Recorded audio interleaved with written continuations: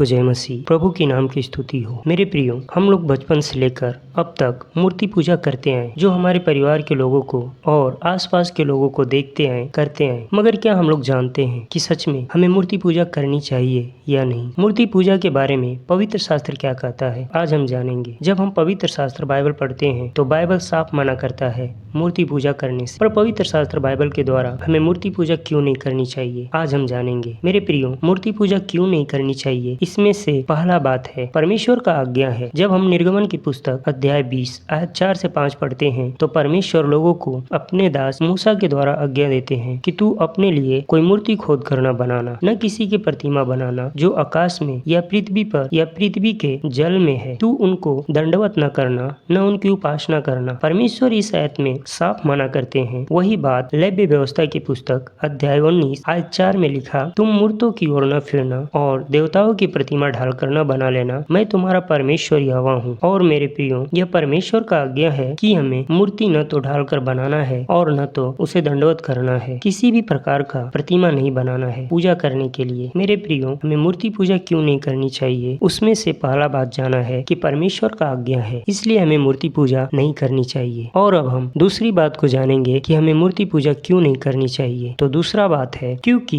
मूर्ति जगत में कोई वस्तु नहीं है जो परमेश्वर की जगह ले सके। मेरे प्रियो, परमेश्वर के दास प्रेरित पौलुस पहला कुरिन्थियों की पुस्तक अध्याय 8 आयत 4 में बताते हैं कि हम जानते हैं कि मूर्ति जगत में कोई वस्तु नहीं और एक को छोड़ और कोई परमेश्वर नहीं, जो पूरा संसार को बनाया और मानव को बनाया। मात्र एक वही सच्चा परमेश्वर है। पर जो मूर्तियां हैं यह एक मानव द्वारा बनाई गई है। जब हम पवित्र शास्त्र में पढ़ते हैं रोमियो की पुस्तक अध्याय 1 आयत 20 से 25 तो लिखा है, क्योंकि उसके अनदेखे गुण अर्थात उसकी सनातन सामर्थ और परमेश्वरत्व जगत की सृष्टि के समय से उसके कामों के द्वारा देखने में आते हैं, यहाँ तक कि वे निरुत्तर है। इस कारण कि परमेश्वर को जानने पर भी मनुष्यों ने परमेश्वर के योग्य बढ़ाई और धन्यवाद न किया, परंतु व्यर्थ विचार करने लगे, यहाँ तक कि मनुष्यों का मन निर्बुद्धि मन अंधेरा हो गया। वे अपने आप को बुद्धिमान जताकर मूर्ख बन गए और अविनाशी परमेश्वर की महिमा को नासमान मनुष्य और पंछियों और चौपाइयों और रेंगने वाले जंतुओं की मूर्त की समानता में बदल डाला। इस कारण परमेश्वर ने उन्हें उनके मन की अभिलाषाओं के अनुसार अशुद्धता के लिए छोड़ दिया, क्या कि वे आपस में अपने शरीरों का अनादर करें, क्योंकि मनुष्यों ने परमेश्वर की सच्चाई बदलकर झूठ बना डाला और सृष्टि की उपासना और सेवा की, न कि उस सृजनहार का जो सदा धन्य है। मेरे प्रियो, मनुष्यों ने ये जानते हुए भी कि जो परमेश्वर है वह कितना महान सर्वशक्तिमान है, जो पूरा ब्रह्मांड को बनाया, नदियाँ पहाड़ झरना को बनाया, संसार की रचना की, मनुष्यों ने एक सच्चा परमेश्वर को ढूंढने के बजाय उन्होंने अपने आप को बुद्धिमान समझकर परमेश्वर को एक मूर्ति में बदल डाला, जो परमेश्वर की नजर में मूर्खता है। एक सच्चा परमेश्वर जो सृष्टि को बनाया, मनुष्यों ने उसे छोड़कर एक परमेश्वर की बनाई हुई सृष्टि की उपासना करने लगी। एक सच्चे परमेश्वर को झूठ में बदल डाला, जो यह काम परमेश्वर के नजर में मूर्खता है। वही बात को यशायाह की पुस्तक अध्याय 44 आयत 9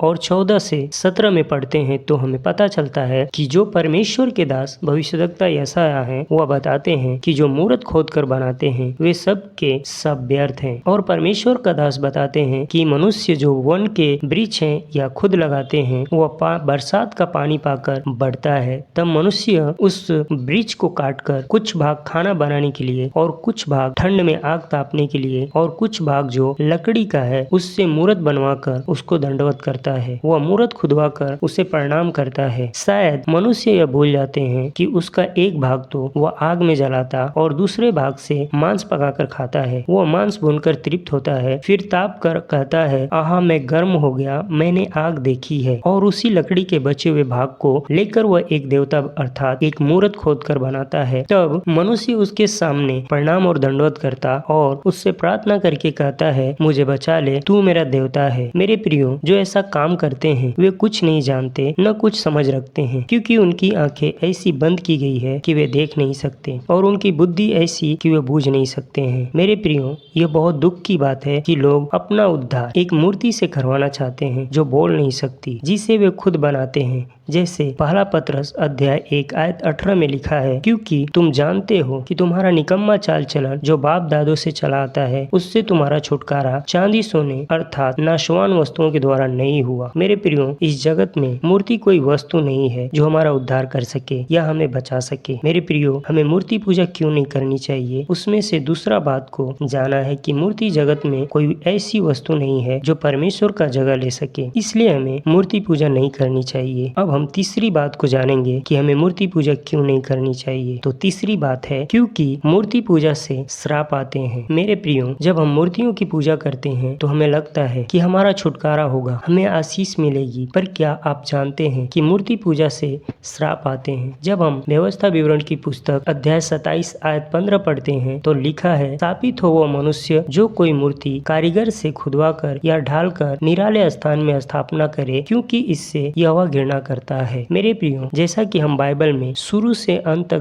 देखते हैं कि मूर्ति पूजा श्रापों का सबसे पहला और प्रमुख कारण है। जब हम एजकेल की पुस्तक अध्याय 36 आयत 18 पढ़ते हैं तो लिखा है, इसलिए जो हत्या उन्होंने देश में की और देश को मूर्तियों के द्वारा अशुद्ध किया, इसके कारण मैंने उन पर अपनी जलजलाहट भड़काई। मेरे प्रियो, जब हम मूर्तियों के पीछे चलते हैं, उनकी आराधना प्रार्थना उपासना करते हैं, तो ऐसा करके जो सच्चा परमेश्वर है, जो सच में आदर के योग्य है, महिमा स्तुति के योग्य है, उसको हम लोग क्रोधित करते हैं। मेरे प्रियो, मूर्ति पूजा से आने वाले बहुत सारे श्राप हैं, जैसे अकाल, सूखा, फसलों का नष्ट होना, जमीन का आत्मिक प्रदूषण। यदि एक राष्ट्र हठी होकर मूर्ति पूजा करता है तो परमेश्वर स्वयं उसके विरुद्ध हो जाते हैं। जब हम एजकेल की पुस्तक अध्याय 14 आयत 13 पढ़ते हैं तो लिखा है, हे मनुष्य के संतान, जब किसी देश के लोग मुझसे विश्वासघात करके पापी हो जाए और मैं अपना हाथ उस देश के विरुद्ध बढ़ाकर उसका अनुरूपी आधार दूर करूं और उसमें अकाल डालकर उसमें से मनुष्य और पशु